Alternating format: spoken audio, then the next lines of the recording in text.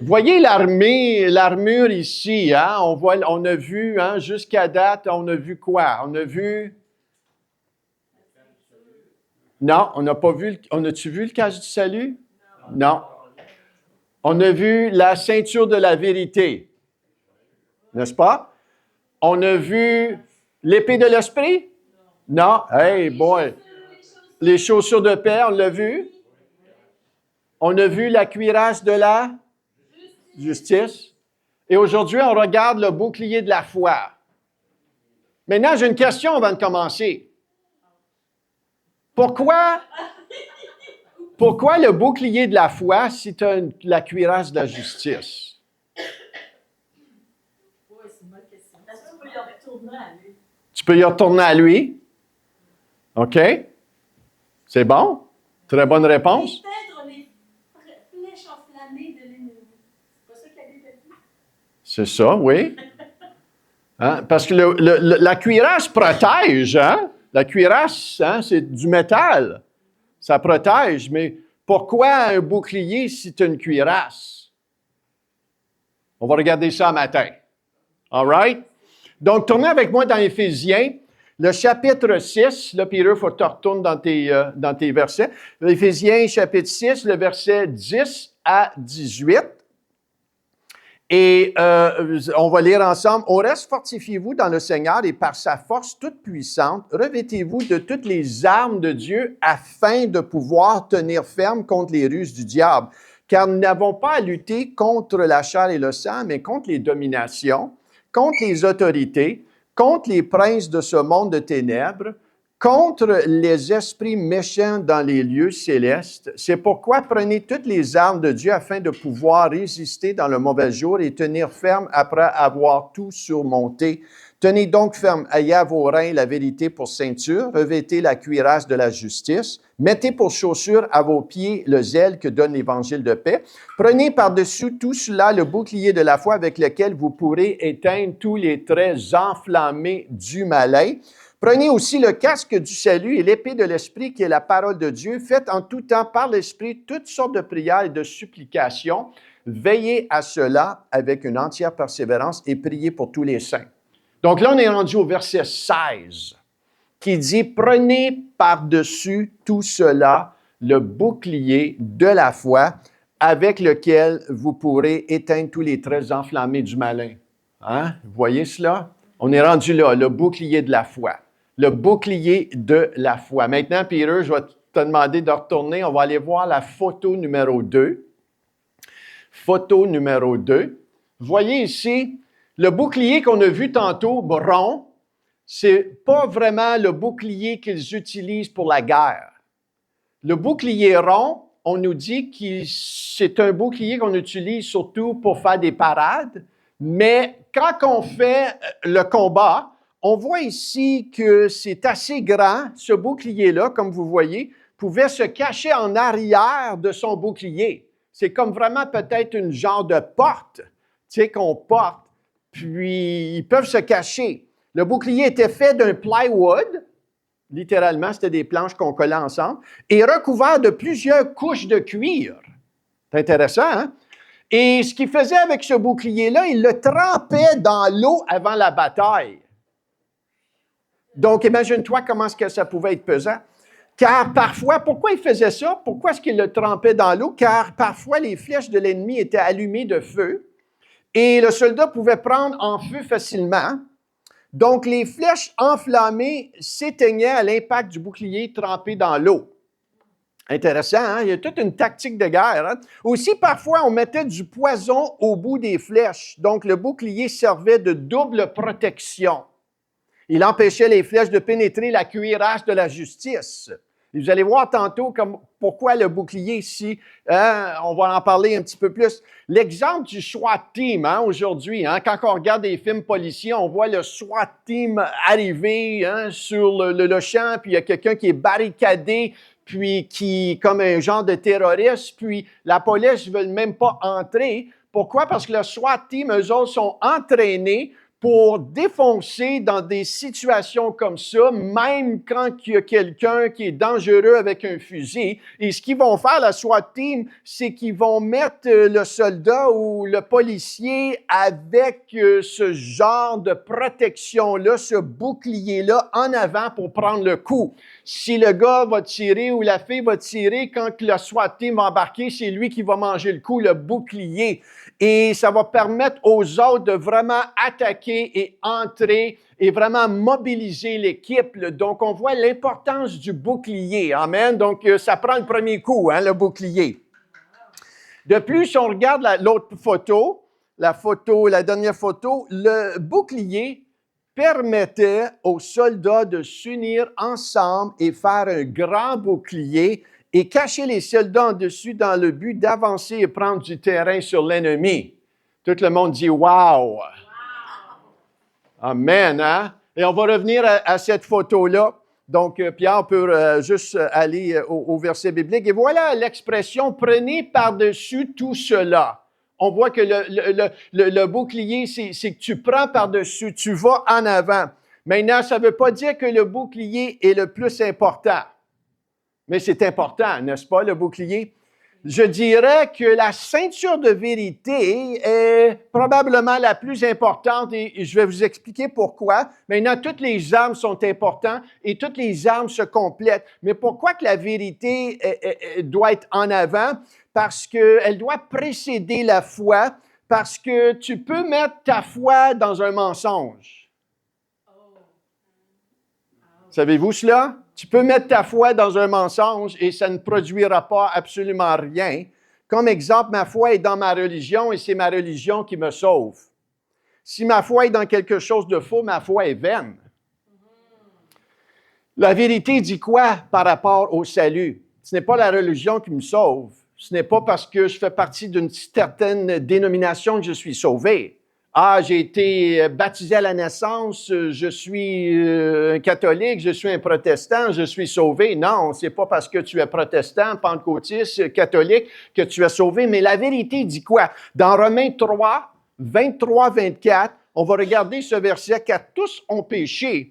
Et tous sont privés de la gloire de Dieu. Donc, on est au même niveau. On a tous péché, on est tous privés de la gloire de Dieu. Mais au verset 24, voici la vérité qui nous est révélée. Ils sont gratuitement justifiés par sa grâce, par le moyen de la rédemption qui est en Jésus-Christ. Tout le monde dit Amen. Merci Seigneur. Il y en a un qui est mort pour moi. Maintenant, dans Éphésiens 2, 8, 9, ça va un petit peu plus loin par rapport à ce que Jésus a fait pour nous à la croix. C'est par la grâce que vous êtes sauvés par le moyen de la foi. Et cela ne vient pas de vous, c'est le don de Dieu, ce n'est point par les œuvres afin que personne ne se glorifie. C'est comment? Au moyen de la grâce? Par la foi. Tout le monde dit par la foi. C'est la foi qui nous enracine dans la vérité. C'est pour ça que la vérité doit précéder la foi. Parce que ta foi doit être dans la vérité. La foi est cette ferme assurance. La foi est le moyen de s'approprier de la vérité de la parole. C'est la foi, c'est tu vas le chercher. Mais la vérité, tu dois la comprendre avant. Dans le contexte du soldat, le bouclier de la foi sert comme une double protection. Une double protection. Donc, merci Seigneur pour cette double protection. Vous l'avez, cette protection-là. Des fois, il faut juste savoir comment l'utiliser, comment la mettre en application. Elle affermit la vérité de Jésus et sa parole. C'est ça la foi. La justice de Dieu est par la foi. Donc, tu peux savoir la vérité de la justice de Dieu, mais là, maintenant, la foi va en avant pour le chercher. Amen. Elle est mise en avant pour assurer la vérité et la justice. Prenez par-dessus tout cela le bouclier de la foi. La foi amène le chrétien à entrer dans le combat avec assurance. Donc, voilà pourquoi le bouclier est très, très, très important. Maintenant, la Bible parle beaucoup sur la foi, n'est-ce pas? On voit le pistis, qui est le mot grec pour la foi, est utilisé plusieurs fois. Ça nous dit que le juste, en Habakkuk 2,4, le juste vit par la foi. Est-ce que vous êtes des justes ce matin? Hein? On vit par la foi. Hébreux 11,6 va nous dire « Or, sans la foi, il est impossible de lui être agréable, car il faut que celui qui s'approche de Dieu croit que Dieu existe et qu'il est le rémunérateur de ceux qui le cherchent. » Donc, la foi. Tout le monde dit la foi. La foi est la devise du ciel. Tu sais, tu ne peux pas dire, si Dieu veut le faire, il va le faire. Non, c'est pas comme ça. Dieu n'a pas orchestré les choses. Il y en a qui vont dire, si Dieu est bon, comment se fait que la terre est sous-bouleversée? Dieu est bon, mais Dieu a besoin de ton accord pour faire quelque chose dans ta vie. Et beaucoup de gens qui sont en colère contre Dieu, et Dieu veut les aider, mais ils restent en colère contre Dieu parce qu'ils disent c'est la faute de Dieu, au lieu de dire, Seigneur, c'est qu'est-ce que tu veux me montrer, qu'est-ce que tu veux faire dans ma vie, et au travers de cela, c'est là que Dieu commence à agir dans ta vie, toi en premier. Amen. Donc, la foi est la devise du ciel, le moyen d'échange. On s'approche de Dieu par la foi. 2 Corinthiens 5,7 va dire, « Car nous marchons par la foi et non par la vue. » Nous marchons par la foi et non pas par la vue. Il y a beaucoup de choses qui se passent. Hein? Dans la vue, on voit plusieurs choses, hein? Mais on marche par la foi. On peut voir quelque chose, on peut avoir eu une mauvaise nouvelle, mais Dieu, lui, dans sa perception, peut nous amener à voir quelque chose de différent. On peut voir notre vie tout croche, on peut voir notre vie déprimée, mais qu'est-ce que Dieu voit, lui, là-dedans? Dieu peut t'amener à voir quelque chose d'autre qui peut changer ta vie et changer ta destinée. Ça, c'est la bonne nouvelle de l'Évangile. 1 Jean 5,4, parce que tout ce qui est né de Dieu triomphe du monde, et la victoire qui triomphe du monde, c'est notre foi. Tout le monde dit, c'est ma foi. C'est notre foi qui nous amène la victoire. Donc, la foi est importante. Pour cette raison, que le diable y est tant après ta foi. Le diable est après ta foi. Maintenant, on parle du diable un matin. Il y en a qui vont dire, Michel, pourquoi tu parles du diable? Le diable, il est où là-dedans? Si Dieu existe, il y a un méchant qui existe aussi. Le diable existe. Regardez dans le monde, regardez les nouvelles. Vous allez voir, il y a une influence qui se passe dans le monde. Mais Dieu, merci Seigneur, il nous a donné la victoire par son Fils Jésus-Christ. Donc, l'ennemi essaie de brasser ta foi. Tourne-toi avec quelqu'un et dis, l'ennemi essaie de brasser ta foi, là. Hein? Il essaie de brasser ta foi. Il veut tenter de brasser. Comment? Maintenant, s'il peut brasser ta foi, il va te faire sortir du combat. C'est pour ça qu'il veut brasser ta foi, parce qu'on sait que la foi, c'est le bouclier. C'est ça qui va en avant. Et quand ta foi est ébranlée, les autres parties, comme la cuirasse de la justice, vont être facilement ébranlées. C'est pour ça que la foi est tellement importante, et c'est pour ça qu'il attaque la foi. Vous allez voir dans Luc 22, 31-32, Jésus parle exactement de cela à Simon-Pierre. Il va lui dire, le Seigneur dit, « Simon, Simon, Satan vous a réclamé pour vous cribler comme le froment, mais j'ai prié pour toi afin que ta foi ne défaille point. Et toi, quand tu seras converti ou revenu, le monde veut dire converti, mais ça veut dire aussi revenir. Une fois que tu vas être revenu, affermis tes frères. » Pour un temps, on sait que Pierre a été secoué dans sa foi, n'est-ce pas? Quand Jésus est mort, quand que Jésus a dit « Tu vas me renier », on voit qu'il a été secoué dans sa foi pour une période de temps.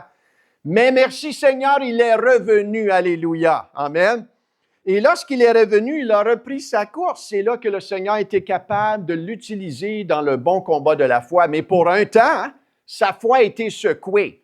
Et l'ennemi, il veut venir secouer ta foi. Il veut venir secouer notre foi, mais laisse-les pas faire. Alléluia. Dis-lui, c'est où sa place? C'est sous tes pieds au nom de Jésus. Et des fois, il faut parler à son âme, il faut se parler soi-même et reprendre le bon combat de la foi. Parce qu'on est appelé à prendre le bon combat de la foi. Maintenant, c'est quoi les traits enflammés du diable? On va parler de ça ce matin. On va camper là-dessus ce matin. Les traits enflammés, c'est quoi qu'il utilise pour essayer de brasser et de te déconnecter avec le Seigneur? Vous savez, au début, dans le jardin d'Éden, l'ennemi a déconnecté Adam et Ève du plan de Dieu. Hein, il est venu avec quoi? Avec le doute et la tromperie. Satan, c'est ça qu'il utilise, le doute et la tromperie pour attaquer Adam et Ève, pour les dérouter. Il a même amené la chute, hein, parce qu'on sait que Ève et Adam se sont soumis à ce que le diable a dit par la tromperie. Il a dit, Dieu a-t-il vraiment dit de ne pas manger de l'arbre? On voit que Dieu leur a dit tangiblement, mais on voit le doute. Il a amené un doute. Il a semé le doute. Il a trompé Ève à croire une fausseté, Adam et Ève. Il les a amenés à croire une fausseté. Il a détourné la vérité. Vous ne mourrez point. Mais Dieu sait que le jour où vous en mangerez, vos yeux s'ouvriront et que vous serez comme des dieux et vous connaîtrez le bien et le mal. On voit, il a amené le doute et il a détourné la vérité. C'est ça la tromperie. Il a fausseté la vérité en détournant la parole de Dieu. Et c'est ce que le diable fait si bien, même aujourd'hui dans nos vies en tant que chrétiens. Et c'est sûr que ça l'a plu aux oreilles de Ève. Oh, c'est bon ça. Quand ça plaît à tes oreilles, quand ça plaît au désir de la chair, quand ça plaît au moi, et que Dieu, sa parole est détournée, il faut se poser des questions. L'ennemi détourne les Écritures et c'est pour ça que la parole de Dieu dit, faites attention aux faux docteurs, faites attention à ceux qui prêchent un évangile qui n'est pas véridique. Et un exemple pour cela, c'est, nous servons un Dieu de grâce, n'est-ce pas? Amen. Oui, amen, alléluia, un Dieu de grâce. Et quand on commence à dire, le péché n'est pas si grave, ou mon comportement de péché, c'est pas si grave. C'est une tromperie, là. On commence à être débalancé. Maintenant, est-ce qu'il y a un processus de transformation? Définitivement. Est-ce qu'il y a un processus d'obéissance? Certainement. Il y a des choses que le Seigneur nous demande de faire. Il y a des choses qu'on peut faire vraiment radicalement. Il y a des choses qu'à un moment donné, ça peut prendre un processus de transformation où ce que la grâce de Dieu nous donne l'habilité de vaincre ce péché-là. Mais de dire que, c'est pas si grave ce qu'on fait, on est sauvé par grâce et on peut continuer de faire ce qu'on veut faire, c'est une tromperie que le diable a amené l'Église à croire. Êtes-vous là ce matin? Amen. On sert un Dieu de grâce et de vérité. La vérité, elle est très, très, très importante. Et c'est pour cela que le Seigneur est mort pour toi, pour te sauver. Quand tu viens à l'Église, tu viens comme tu es. Mais quand tu laisses le Seigneur te toucher, te sauver, le Seigneur ne te gardera pas comme tu es. Il va te transformer. Il va faire un travail au travers de toi. Et ça, c'est la grâce et l'amour de Dieu. Dieu t'accepte comme tu es, mais Dieu, il est plus qu'amour, il est aussi justice. Il veut te transformer. Et ça, il a besoin de ton OK. Il ne prendra jamais contrôle de toi. Il t'obligera jamais. Il t'obligera même pas de le suivre. Il te présente le plan du salut. C'est à toi de le prendre et t'approprier. Maintenant, c'est sûr qu'il y a des conséquences quand tu refuses le plan de Dieu, mais il y a des bénédictions quand tu l'acceptes. Amen. Donc, si on va de l'autre côté, qu'on dit un côté la grâce, on peut faire ce qu'on veut. Si on va de l'autre côté, on devient légaliste, puis c'est du tout pas bon non plus. Un chrétien religieux, c'est quoi un chrétien religieux? Tu commences à voir que tu obtiens la faveur de Dieu par tes mérites. Tu te sens plus spirituel qu'un autre. Tu peux regarder les autres et dire, moi je l'ai, puis elle l'a pas. Maintenant, tu ne diras pas ça, mais tu commences à te sentir plus spécial, plus hautain, plus spirituel, et ça, il faut faire attention à ça. On peut dire un pentecôtiste, il est plus spirituel qu'un baptiste. Et vice-versa, le baptiste peut dire, moi, on est plus spirituel qu'un pentecôtiste. Et je l'ai déjà vu, ça, dans des églises. Maintenant, on est sauvé par grâce, on continue par grâce, on veut marcher dans l'humilité, se garder dans l'humilité. Maintenant, est-ce qu'on parle la vérité à quelqu'un? Définitivement. Mais on le fait avec une attitude. Hein? Si vous regardez dans Galates, le chapitre 6, ça va parler de ça. Quand quelqu'un est pris en défaut, Toi qui es spirituel, la parole dit, va le reprendre, mais reprends-le avec un esprit de douceur, un esprit de vérité, un esprit qui ne se prend pas que, hey, moi je vais aller dire, moi je sais ça, tu sais, comme... mais on y va avec un esprit, mais on parle la vérité. On parle la vérité. Amen? Comprenez? La balance. Donc, on ne veut pas aller d'une tangente à l'autre. Mais c'est ça que l'ennemi fait. Il nous trompe par la parole. Tu sais, il nous trompe. Mais on veut être des gens qui discernent bien les Écritures. Et c'est pour cela l'importance de rester connecté à une église locale. Il y a des gens qui se dissocient. Il y a des gens qui vont partir sur une tangente qui n'est pas bénie de Dieu. Et il faut faire attention, il faut avoir une sagesse là-dessus, une grâce là-dessus. Parce qu'il y a un zèle, des fois, qui est amer en arrière de cela. Il faut discerner ces choses-là et marcher dans la sagesse du Seigneur. Donc, l'importance de rester dans un bon enseignement. Une église n'est jamais parfaite, mais tu peux savoir quand les choses avancent d'une manière saine, sécuritaire, dans la vérité de l'Évangile. Amen. Tu peux le savoir, tu peux le discerner, ça. La deuxième tactique de l'ennemi, les traits enflammés qu'on parle du diable, c'est l'offense et le manque de pardon, qui est très important parce que dans Galates, le 5e chapitre, le verset 6, ça dit « Mais la foi est agissante par l'amour. » La foi, elle agit par l'amour. Les deux fonctionnent ensemble. Et vraiment, le diable a trompé plusieurs chrétiens. OK, moi j'ai une foi, moi je marche avec le Seigneur, mais on a une offense par rapport à quelqu'un, on va parler de l'un, de l'autre, et juste là, ça vient obstacle à la foi, parce que la foi est agissante par l'amour. Et même dans 2 Thessaloniciens 1:3, ça va dire, « Nous devons, à votre sujet, frères, rendre continuellement grâce à Dieu comme cela est juste, parce que votre foi, hein, l'apôtre Paul, il fait référence à la foi ici, votre foi fait de grands progrès. » Amen. Mais là, il continue, « Et que la charité, qui est le mot amour, de chacun de vous, tous à l'égard des autres, augmente de plus en plus. » Donc, l'apôtre Paul ici parle non seulement votre foi grandit, mais l'amour aussi grandit. Et c'est bien important pour que le bouclier ait son œuvre. L'amour doit avoir son œuvre aussi. On est appelé à mettre notre foi dans l'amour inconditionnel de Dieu. Tu ne peux pas dire « je crois en Dieu et je ne crois pas dans son commandement d'amour ». C'est contradictoire. Je crois dans la foi, mais je m'offense facilement. Je m'offense facilement. Et la foi dans l'amour de Dieu et tout ce que Dieu a mis en moi, parce que l'amour de Dieu a été répandu dans ton cœur par le Saint-Esprit. Hein. Vous avez cette foi-là si vous êtes né de nouveau. Et si vous n'êtes pas né de nouveau, vous pouvez l'être ce matin et recevoir la vie du Seigneur, recevoir le salut.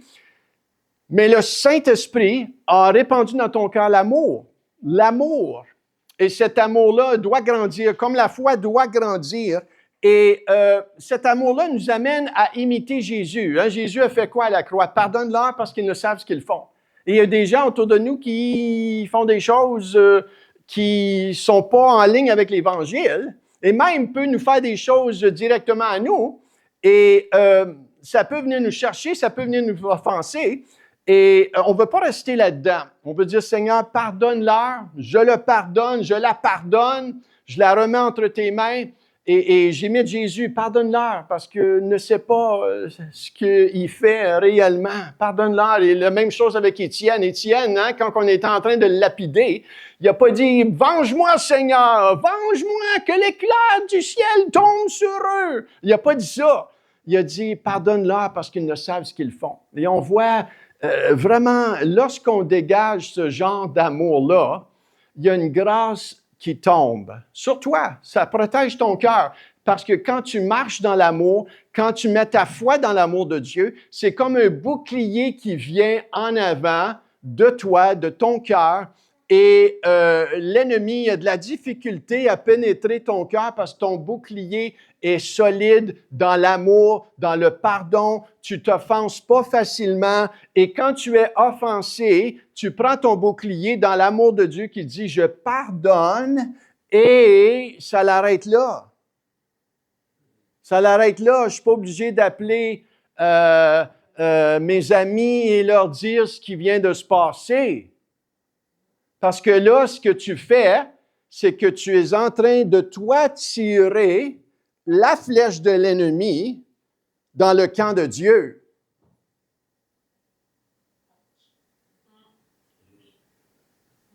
Faire bien attention à ça. Je me rappelle un jour, un évangéliste a mentionné que Dieu l'a réveillé dans le milieu de la nuit et il a dit « Va allumer la télévision, va allumer la télévision. » Puis il s'est réveillé puis il a dit « OK, je vais aller allumer la télévision. » Et c'était dans les années où les États-Unis étaient en guerre contre l'Irak. Et à un moment donné, il regarde, il appelle ça du friendly fire, du feu d'amis entre amis. Et ce qui s'est passé, c'est que c'était tellement noir dans la nuit que les États-Unis, les chars de guerre et les grosses tanks ne se sont pas rendus compte, mais ils étaient en train de tirer sur eux-mêmes. Et le Seigneur a dit à l'évangéliste, regarde ce qui se passe dans mon église. Il dit, l'ennemi, il se croise les bras puis il rit parce que l'église sont en train de s'attaquer, ils jouent à l'ennemi les uns envers les autres, alors qu'on devrait se recouvrir les uns envers les autres. Donc, être un rapporteur de quelque chose pour rapporter quelque chose n'est pas de Dieu. Si c'est négatif. Maintenant, est-ce que tu dois parler à certaines personnes des fois? Définitivement. Définitivement. Mais il y a une fine ligne entre rapporter quelque chose et il y a une fine ligne d'expliquer ce qui se passe. Il y a une très fine ligne que ça devient du commérage. Et vous comprenez cela très, très bien. Très, très bien. Donc, on doit être sage. On doit être sage là-dedans. Êtes-vous là ce matin? Oui. Amen. L'ennemi va essayer de te faire combattre le mauvais combat, c'est ce qu'on parle. La bataille n'est pas contre la chair et le sang. Hein? Paul, il dit dans Éphésiens, n'est pas contre la chair et le sang. Je peux ne pas aimer ce que le gouvernement fait. Je peux ne pas aimer ce qu'une sœur ou un frère fait dans l'Église. Moi, ma job, c'est de les aimer. Moi, ma job, c'est d'amener une correction s'il y a une correction qui doit être faite. Je dois veiller sur mon cœur que ça va être fait avec douceur. Maintenant, il peut y avoir de la passion, mais d'abord, je le fais avec douceur, avec grâce. La correction est nécessaire. La vérité est nécessaire. Il y a des fois qu'il y a des gens qu'on doit retirer de notre milieu. C'est nécessaire. Pourquoi? Pour protéger l'Évangile, pour protéger la parole de Dieu. Il y a des gens, des fois, que tu dois te retirer. Pourquoi? Parce que c'est sage de le faire, parce qu'il y a trop de choses qui se passent, mais tu le fais avec amour. Et l'amour demeure une arme. Et tu ne répètes pas ça à Pierre Jean-Jacques, tu gardes ça pour toi-même. Maintenant, il y a des gens que tu dois en parler pour avoir du conseil. Mais ces gens-là sont matures assez pour te donner des conseils, mais pas pour rapporter cela à tout le monde. Êtes-vous là ce matin? Amen. C'est bien important. Il y a une bataille qui se passe dans les lieux célestes. Il y a une bataille pour prendre du territoire. Et l'ennemi est plus rusé qu'on pense. Et nous, on veut être plus rusés que lui. Nous voulons combattre le bon combat de la foi. Moi, je ne sais pas de vous, mais je pense que vous voulez combattre le bon combat de la foi. Dieu nous a donné une sagesse. Dieu nous a donné une grâce. Et on veut stopper l'ennemi et on veut marcher, alléluia, avec les armes, avec la sagesse, avec l'amour, avec la foi. Et nous, garder notre cœur. Parce que quand tu commences à entrer dans ces choses-là, tu as perdu ta paix. Tu as perdu ta paix. Tu n'as pas de paix là-dedans quand tu commences contre quelqu'un. Tu n'as absolument pas de paix. Si tu me dis que tu as une paix, là, je vais te dire, écoute, là, tu n'as pas de maîtrise sur ton cœur. Mais la paix, on veut garder notre cœur. Garde ton cœur plus que toute autre chose. Garde l'œuvre du Seigneur. Garde, protège. La Bible nous parle d'être enracinés dans l'amour de Dieu. Les gens qui disent qu'ils sont des chrétiens et qui parlent contre Pierre Jean-Jacques, je vais vous dire quelque chose. Ils ne portent pas le fruit du Seigneur. Ils ne portent pas le fruit du Seigneur.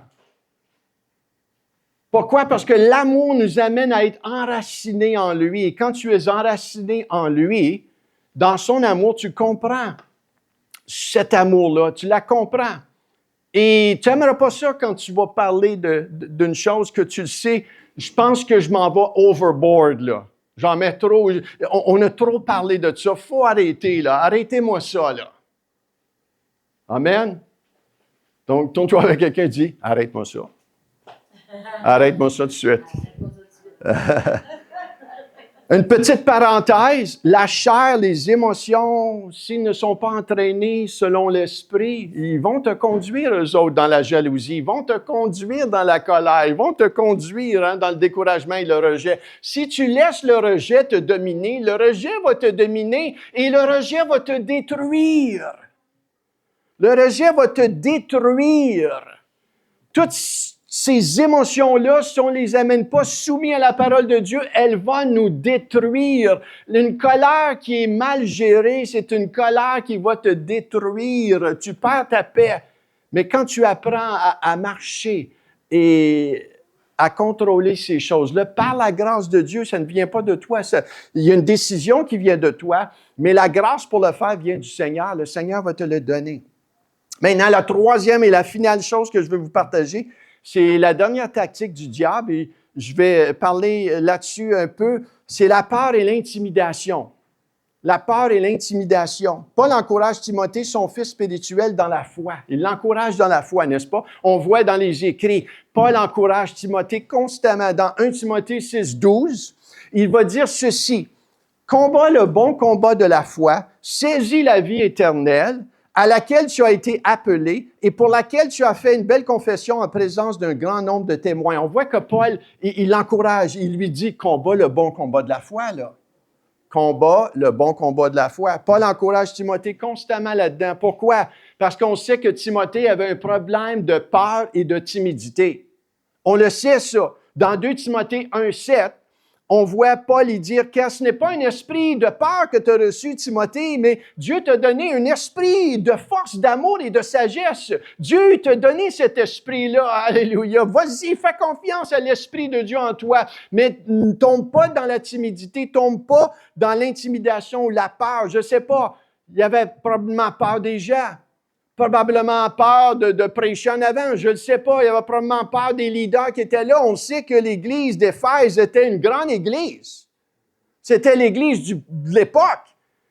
Il y avait beaucoup de choses qui se passaient dans le monde. Ils combattaient la déesse Diane et toutes ces choses-là, hein? L'Artémis et même les leaders. C'était une grande église. Et là, Paul, il l'envoie là-dedans. C'est pas mal intimidant, n'est-ce pas?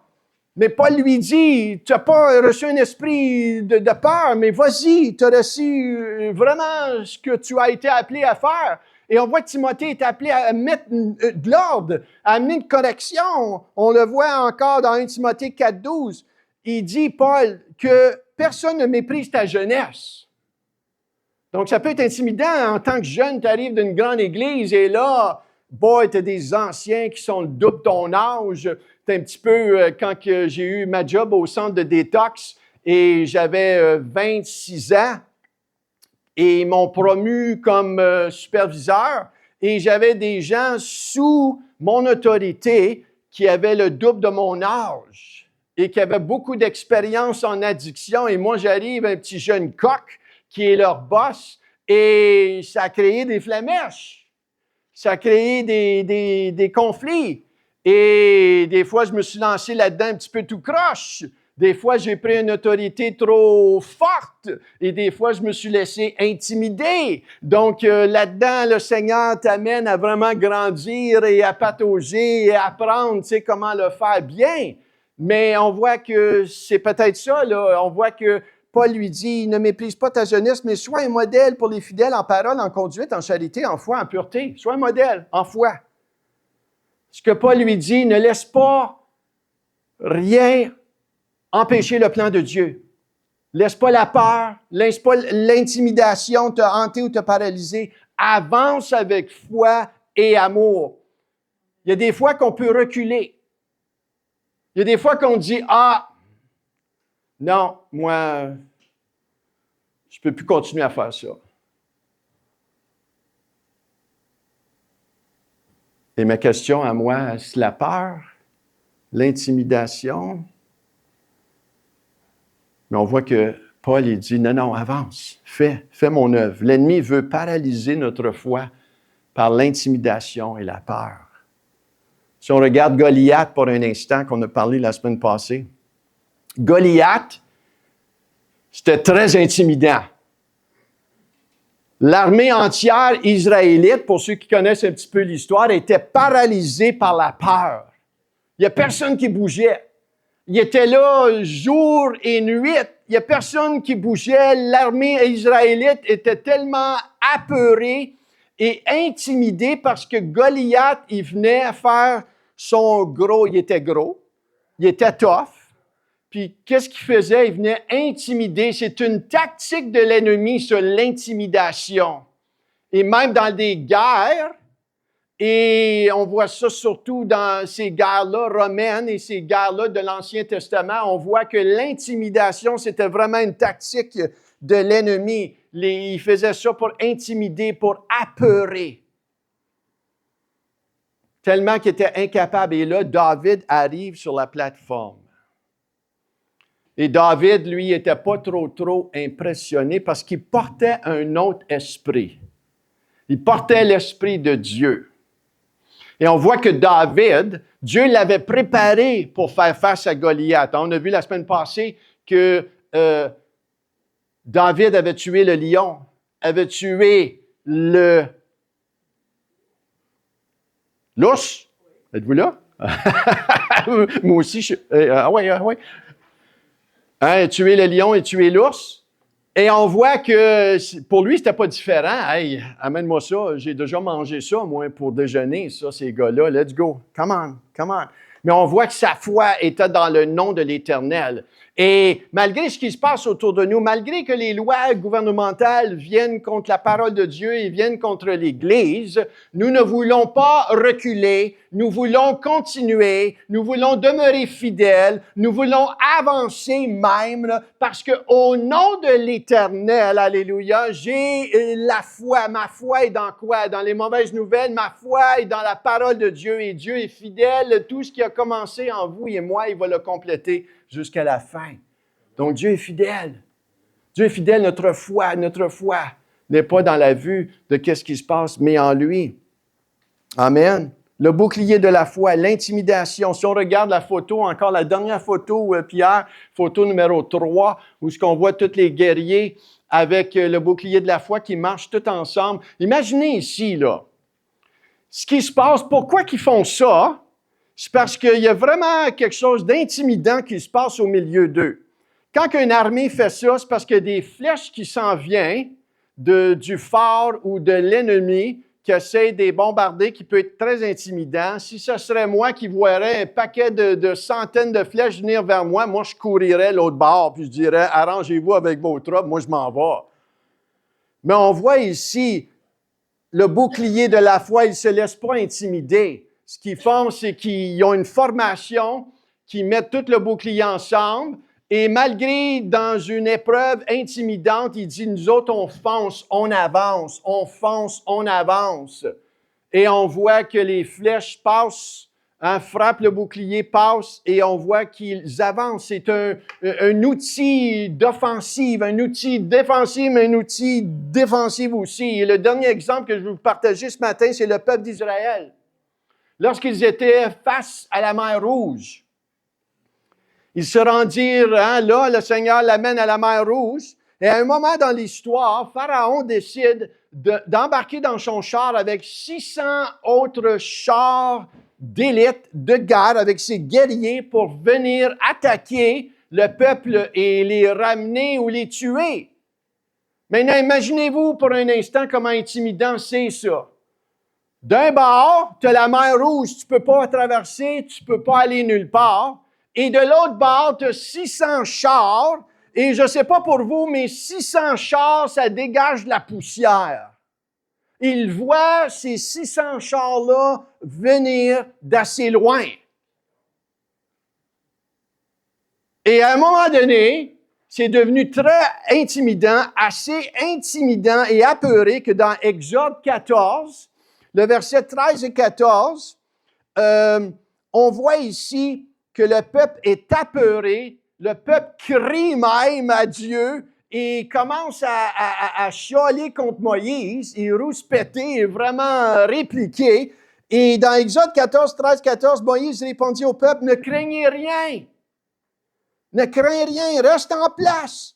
Et regardez la délivrance que l'Éternel va vous accorder en ce jour, car les Égyptiens que vous voyez aujourd'hui, vous ne les verrez plus jamais. L'Éternel combattra pour vous et vous, gardez le silence. » Donc, en d'autres mots, parle pas, là. Fais attention à ce qui sort de ta bouche, là. Hein? Et Dieu dit ceci. Regarde bien ce que Dieu dit dans Exode 14, 15, 16. L'Éternel dit à Moïse, « Pourquoi ces cris? Parle aux enfants d'Israël et qu'ils marchent.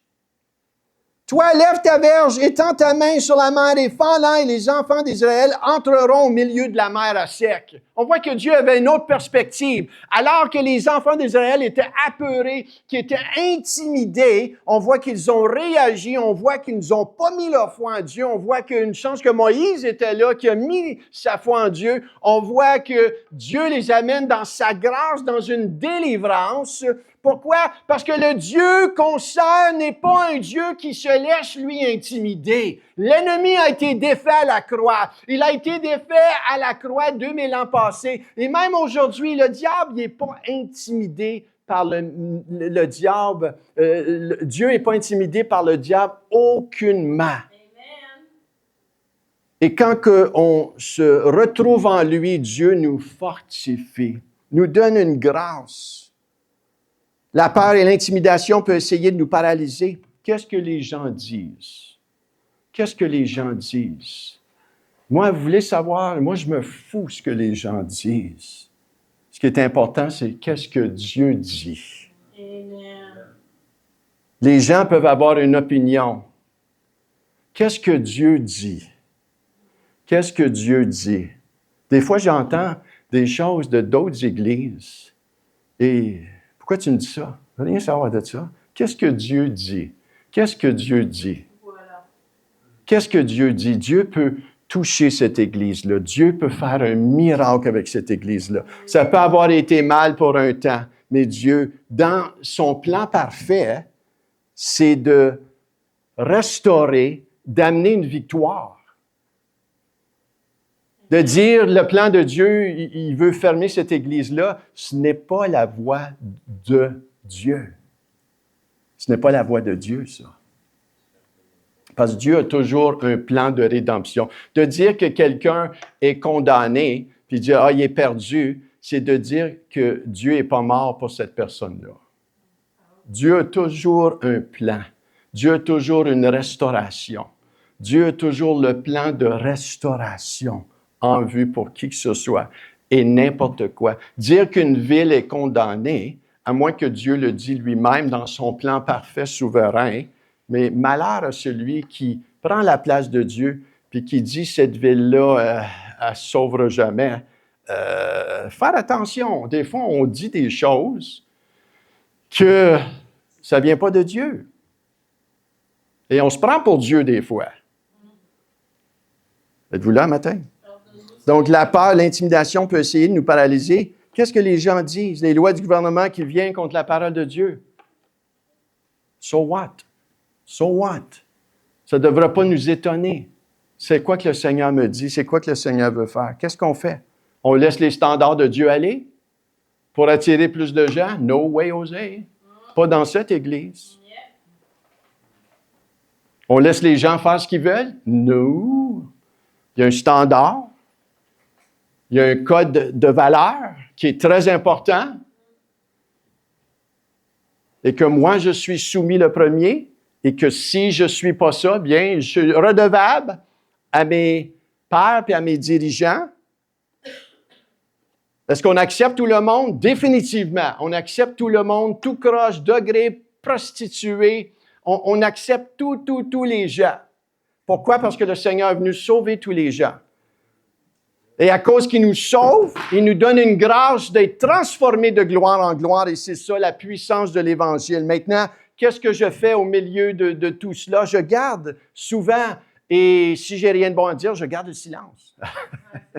Je garde le silence. Je fais comme Moïse a dit, gardez le silence. Vous gardez le silence. Et j'avance comment? Comment est-ce que j'avance? En prenant par-dessus tout cela le bouclier de la foi afin d'éteindre tous les traits enflammés du malin. J'éteins le doute et la tromperie. J'écoute pas au découragement qui veut me faire aller à droite ou à gauche. Qu'est-ce que Dieu me dit? Dieu me dit d'être fidèle, je vais rester fidèle. Amen. Je reste fidèle. J'éteins le doute et l'offense. J'éteins le non-pardon. J'éteins les blessures. J'embarque pas dans les blessures des gens. Si les gens sont blessés, je vais leur dire, écoute, tu as besoin de pardonner. Reste pas blessé. Tu as besoin de pardonner. Tu as besoin de te repentir. Le Seigneur veut faire une œuvre en toi. Reste pas là. Reste pas là. Et je suis pas intéressé d'entrer dans ton drame. Pas intéressé de rentrer là-dedans. Moi, je veux protéger mon cœur. Moi, je vais avancer. Moi, je vais faire avancer l'œuvre de Dieu. Mais si je reste dans du drame, j'avance pas. Je continue. J'avance. La peur, l'intimidation, je crois le Seigneur Jésus. Qu'est-ce qu'il dit dans Philippiens 1:6? Je termine avec cela. Je suis persuadé que celui qui a commencé en vous et moi cette bonne œuvre la rendra parfaite pour le jour de Jésus-Christ. Amen. Amen, le bouclier de la foi. Prenez par-dessus tout cela le bouclier de la foi. Le bouclier de la foi. Le bouclier de la foi. Ce matin, si tu n'as pas reçu le Seigneur comme ton Seigneur et Sauveur, tu peux le recevoir. On peut prier avec toi si tu veux recevoir Jésus comme ton Seigneur et Sauveur. Ce matin, on va prier pour la foi.